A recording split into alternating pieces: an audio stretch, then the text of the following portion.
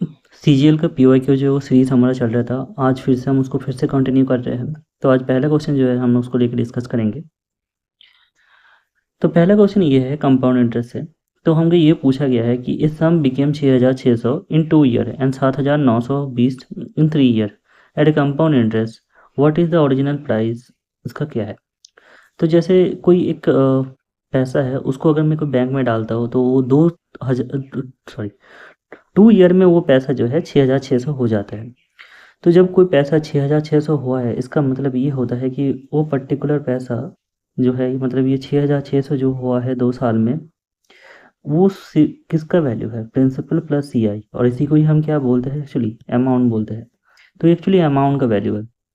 वैसे ही 3 साल में उस पैसे को जब रखेंगे तब कितना अमाउंट मुझे मिलेगा ना, 7,920 रुपये। अब इस क्वेश्चन को करने का 2 अप्रोच हमारे पास है, और 2 अप्रोच से ही करेंगे। दोनों ही स्मार्ट अप्रोच है, स्मार्ट अप्रोच से ही करेंगे। मान के चलिए कि हमने जो है 100 रुपये रखा है।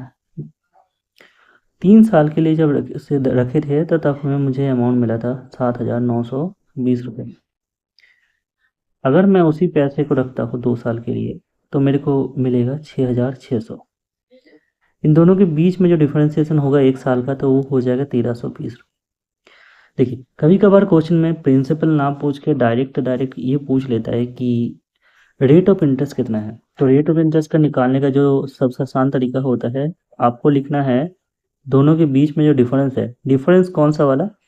जो 2 साल और 3 साल में है, तो आपको जो ये बीच में जो 1 साल का गैप है, तो उनमें डिफरेंस आपका कितना हुआ? 1,320। और छोटा वाला वैल्यू लेना है। कौन सा वाला? जैसे कि 2 साल और 3 साल वाला दिया है तो 2 साल वाला वैल्यू नहीं लिखना है।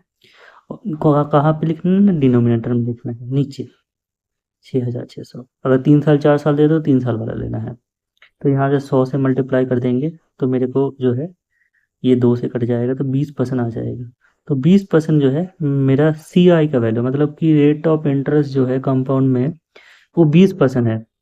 तो अब यहाँ से लेके हम पहला अप्रोच जो करेंगे, एक होता है सक्सेसिव मेथड से हम कंपाउंड इंटरेस्ट निकाल सकते हैं, और दूसरा है कि हम जो है रेशियो मेथड से जो है निकाल सकते हैं। तो पहले हम सक्सेसिव मेथड से देखेंगे, उसके बाद रेशियो मेथड से देखेंगे। तो मैं पूरा इरेज करता हूँ, नोट डाउन कर लीजिए इसको। तो सक्सेसिव मेथड में क्या है, जैसे कि मैं ये 6,600 लूँगा। मेरा आया था कितना? कंपाउंड मेरा आया था इंटरेस्ट, जो कंपाउंड इंटरेस्ट आया था वो आया था 44%। तो अमाउंट इक्वल टू मैं परसेंटेज में लिखूँ तो उतना क्या हो जाएगा? 100% तो प्रिंसिपल होता है, 44% कंपाउंड इंटरेस्ट हो गया। तो मैं जो है, देखिए मान के चलिए 100% प्लस जो है 44, 100 क्या है यहाँ पे? ये प्रिंसिपल है और ये जो है कंपाउंड इंटरेस्ट है। और वही का हमको पैसे में वैल्यू कितना दे रखा है? 6,600। तो वही जो है यही पे लिखना है। तो हमें लिखना है 6,000 जो 600 है वो परसेंटेज में किसका वैल्यू है? 144 का। हमको निकालना कितने का है? प्रिंसिपल मतलब 100% का वैल्यू होता है। 6 से काटेंगे 24, 6 से काटेंगे 1100।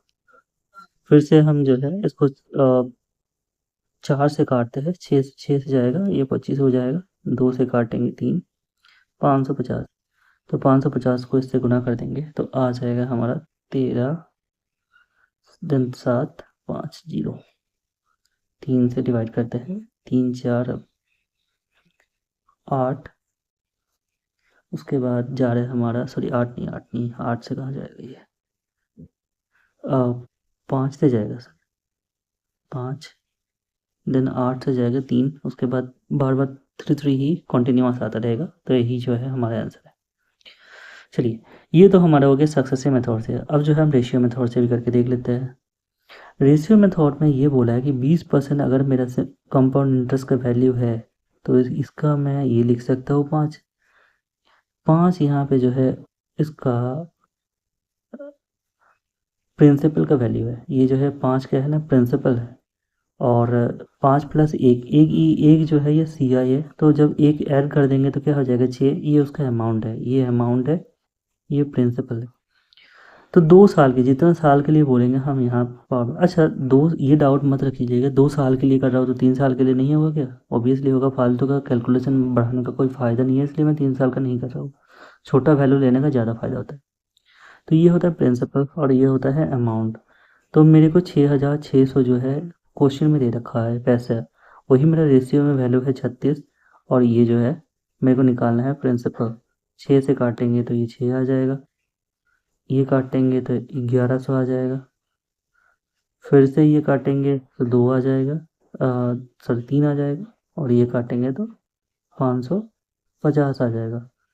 तो नेक्स्ट हम कैलकुलेशन आगे करते हैं। तो 550 इंटू 25 सेम कैलकुलेशन आया था पिछले बार भी। तो जब हम यही करेंगे तो हमारा आ रहा था 13750। इसको ही 3 से हम डिवाइड करते हैं, कितना आ रहा था 4583.33।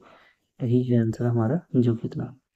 अच्छा, अब किसी भी चीज़ को 25 से गुना करने का जो है नॉर्मली सबसे ज़्यादा इजी तरीका ये होता है, 25 से गुना ना करके मान के चलिए हमारे ये आया था, इसको 25 से मेरे को गुना करना है।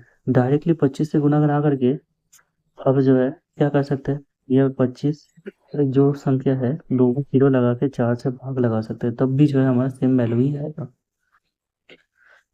तो इतना ही था आज का। Thank you all of you.